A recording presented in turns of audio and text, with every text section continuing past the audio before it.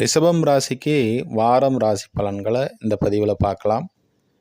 உங்கள் ராசிக்கு அதிபதி நீச்ச அமைப்பு பெறுறாரு.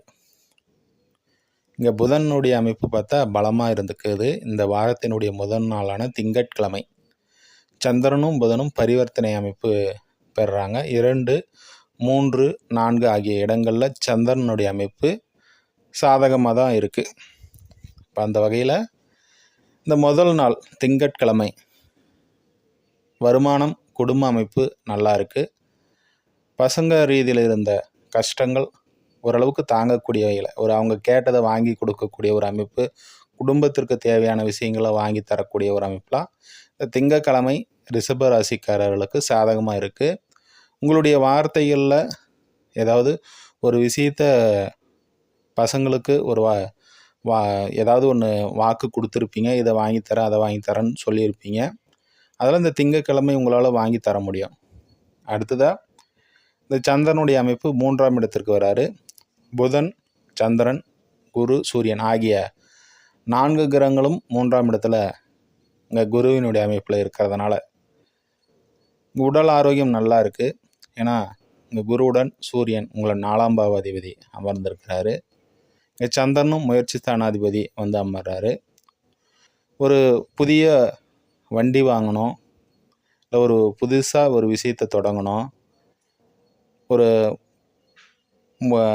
இளையவர்கள் சகோதரர் வகையில் ஏதாவது ஒரு பேசணும்னு நினைக்கிறீங்க உங்களுக்கெல்லாம் இப்போ இது ஒரு சாதகமான ஒரு அமைப்பாக இருக்குது. அதே போல் இங்கே புதனும் இணைகிறாரு. குருவும் புதனும் தனகாரன் தனாதிபதி 2 கிரகங்களும் இங்கே 3ஆம் இடத்துல இணைகிறதுனால இது ஒரு நல்ல விஷயந்தான். ஒரு 2ஆம் பாவாதிபதி 3ஆம் இடத்துல கடகத்தில் அமர்ந்திருந்தாலும் கூட, அதே போல் இங்கே சுக்கிரன் பார்த்தீங்கன்னா ஒரு ராசி அதிபதி இங்கே வலுவிழந்தாலும் கூட 5ஆம் இடத்துல இருக்கிறது ஒரு சிறப்பு.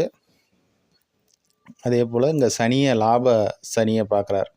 16ஆம் இடத்துல வக்ர அமைப்பில் இருக்கக்கூடிய சனியை 2 சுபர்கள் பார்க்குறாங்க.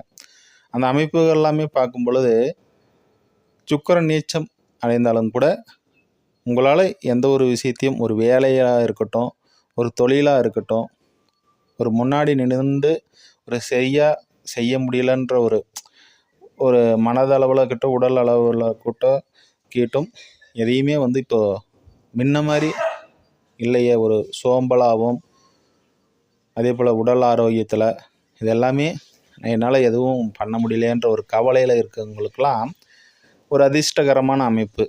மற்ற வகையில் குடும்பம், ஒரு புதிய விஷயங்களில் வண்டி வாகனம், வீடு, படிக்கும் மாணவர்களுக்கு எல்லாமே ஒரு சாதகம். அதே போல் 13ஆம் தேதிக்கு மேலே இங்கே சூரியனும் சந்திரனும் பரிவர்த்தனை அமைப்பு பெறுறது கூட ஒரு சாதகமான ஒரு அமைப்பு தான்.